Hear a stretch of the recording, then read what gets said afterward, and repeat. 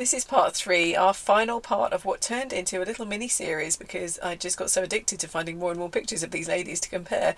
So if you haven't seen part 1 and part 2, do check those out and enjoy.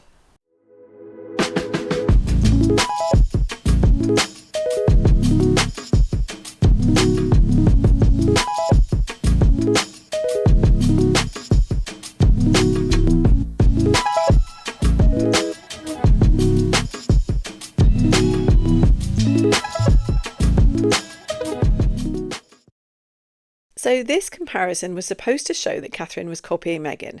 Meghan's in a green dress in October 2018 in Fiji. Then Catherine wears something similar when she was presenting an award at the British Design Museum in Kensington in May 2022. So pretty much 4 years later. But wait, what's this? Catherine wearing another gorgeous green dress in September 2016. So it's yet another example of people claiming Meghan did something first because they're not looking back far enough. But to be fair, Catherine is probably the most photographed woman in the world, and she's been in the public eye for the last 20 odd years. So it is going to be difficult for Meghan to come up with something completely new. So I think credit to her on the occasions when she does manage to do it. One thing Meghan definitely wore first were the Aquazzura heels. These seem to be her favourite brand. She wore them for her engagement photo shoot and many times since. Then Catherine picked up on the brand and has started wearing them.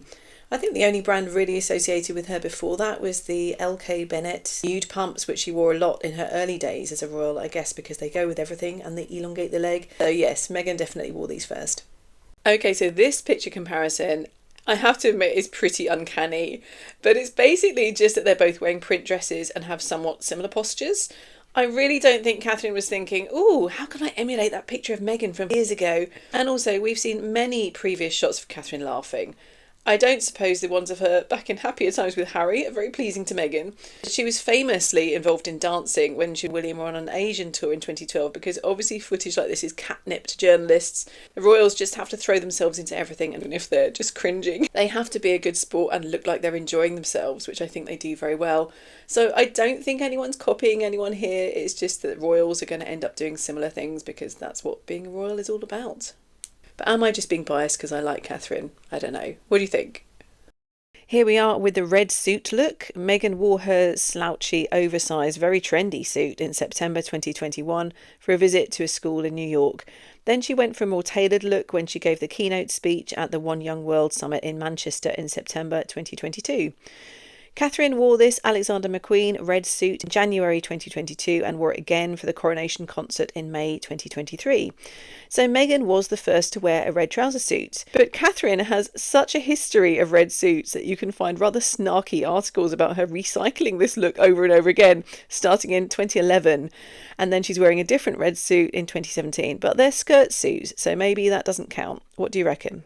So we have Meghan wearing this white suit to the Invictus Games in April 2022, going for an oversized look in contrast to the trademark tailored look that Catherine wore during her tour of Jamaica just a few weeks earlier, in March 2022. Then she wore the slim cut white look again for the Commonwealth Games in August 2022.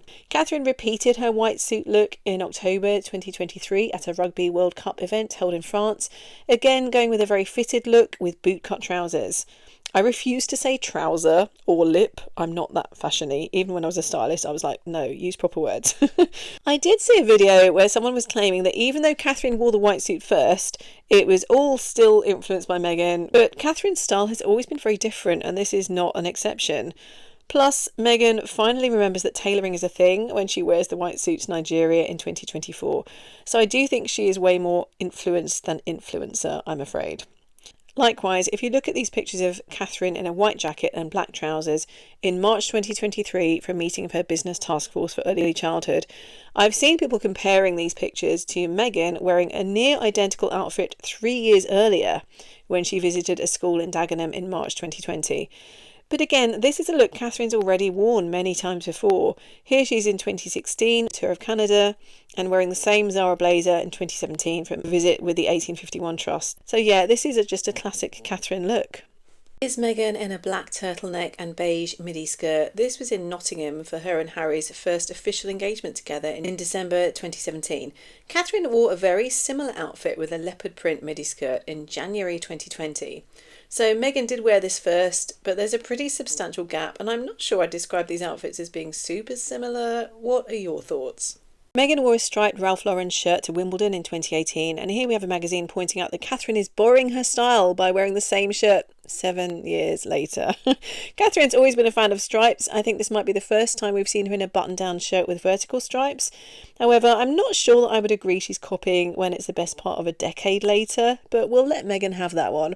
It is funny though that when Catherine wore hers, Meghan popped up 2 days later on Instagram in hers. Maybe she just wanted to remind people that she had this shirt first. So I nabbed this screenshot from Twitter. I'm not quite sure how this proves Catherine is copying Meghan though. They're both wearing black, which I guess is quite unusual because the royal family tends to keep black for funerals. I do absolutely love Meghan's trousers here though. She wore this outfit for a visit to Edinburgh in February 2018.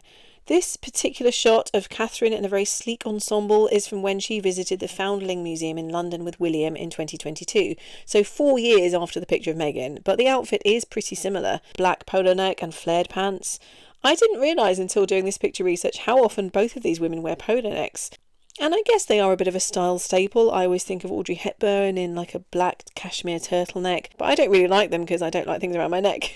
But I do think they look great on other people, and it has been said that Catherine wears them for so many royal engagements because if you're leaning over to do gardening or talk to a child, you don't have to worry about showing too much skin, which is a really good point. And they go with everything, so you have to think about these things. But again, this is definitely a look that predates Meghan by many years. Catherine's been wearing black turtlenecks on the regular. This is a dress she wore in 2004. She looks so baby-faced here. And here she is looking very outdoorsy in 2017 in a black top and pants, albeit skinny jeans rather than flares. We've also got other all-black ensembles that both these ladies love. Catherine obviously predating Meghan here. And it's also worth noting that Catherine loves trousers with buttons on them, so there you go. Now here we have a direct claim that Catherine was copying Meghan's messy bun, and there was talk that Meghan was breaking royal protocol with having her hair up in a slightly more undone way, which, to be fair, it does look a bit crap. It's not what you'd expect from a royal. If I'd paid someone to make my hair look like this, I would not be happy. And while it's mentioned that Catherine has a fringe, to me this is clearly not a fringe, it's face framing short layers. So having a few loose tendrils because of the length of the hair isn't quite the messy standard we're talking about for breaking protocol. The rest of the hairstyle is very neat. And if you look back at Catherine's past hairstyles, if it's an evening event, her hair will be tamed to within an inch of its life. But when she's basically out and about on what is for her a normal working day, it's less slick. But ultimately, if you compare these messy buns, Catherine's is basically the same bun she's always had, but these very short layers make it look more tousled, I guess, whereas Meghan's hair tendrils aren't short layers, they're just her regular length hair coming loose from the bun, which is what makes it a messy bun. Funnily enough, I've just discovered that Catherine also had basically this same exact hairstyle in 2015. She's seen here at the premiere of the James Bond film Spectre, same side bangs, if we're calling them that, same messy bun, same everything.